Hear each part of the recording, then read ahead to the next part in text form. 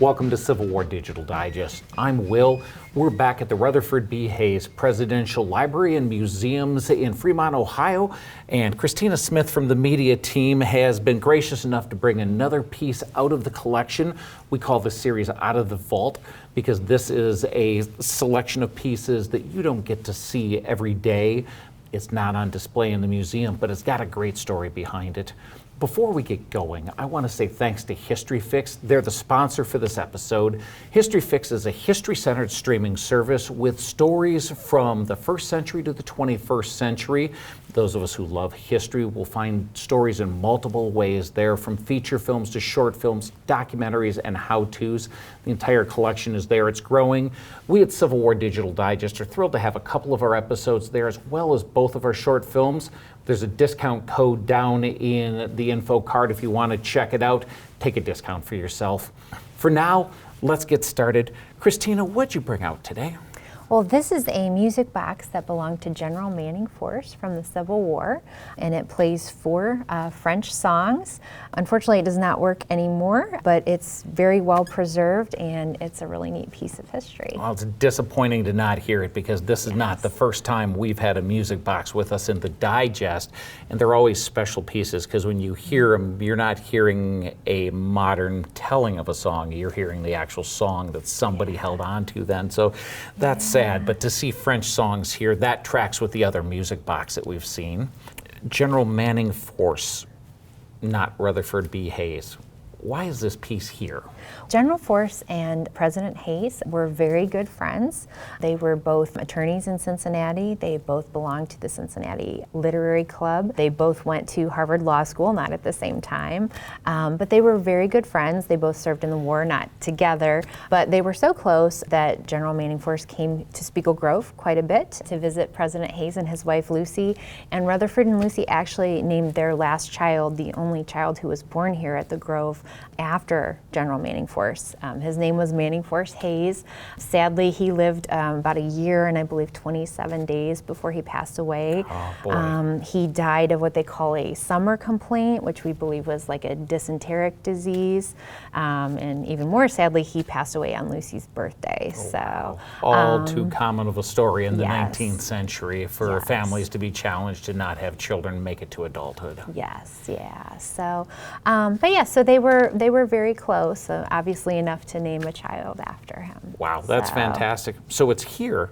Yes. We talk about museums as living, growing organisms. How long has this been here? Yeah, so this is a newer acquisition. We received this donation in 2017, so we have not had it that long. So we do continue to take on artifacts. We have more than 20,000 artifacts here, so we are filled to the gills, but that doesn't mean we don't take on more things. We do have kind of a tight collections policy, but obviously we accepted this because it belonged to someone who is a very close friend of Rutherford and Lucy, especially Rutherford.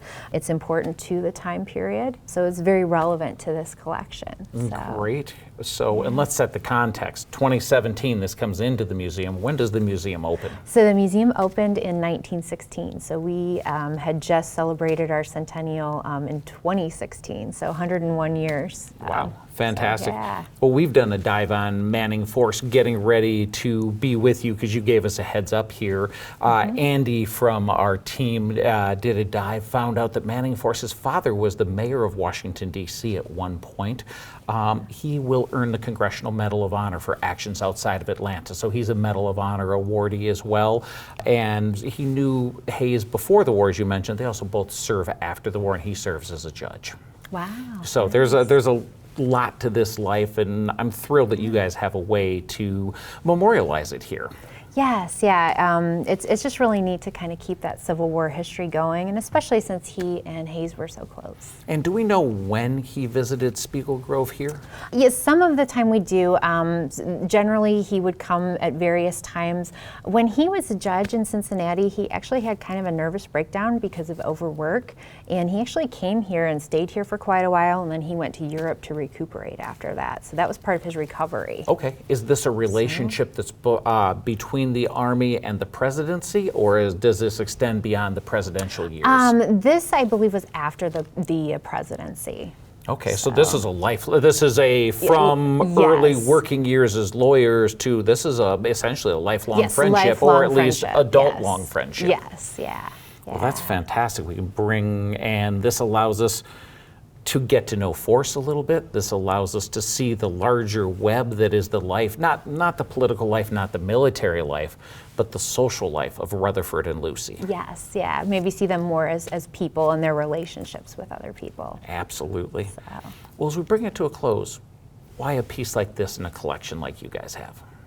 Well, I think it again, kind of connects you to the time period. It's a very personal thing.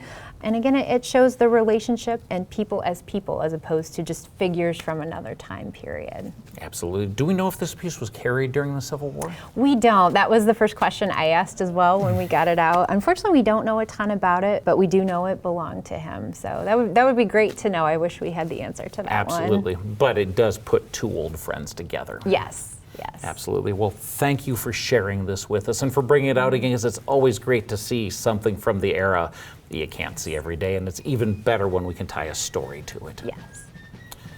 Well, it's these small connections between friends, between service members, between civil servants that we have a lot of fun telling during Civil War Digital Digest. We want you to forge a connection with that history, take a chance, relax, and enjoy it. We hope you've done all of that. The better place to even get some of this is to come down here to Spiegel Grove, to the library and museums, and visit when you're in the Fremont, Ohio area. Stop on down, visit them. We'll see you in a couple of weeks.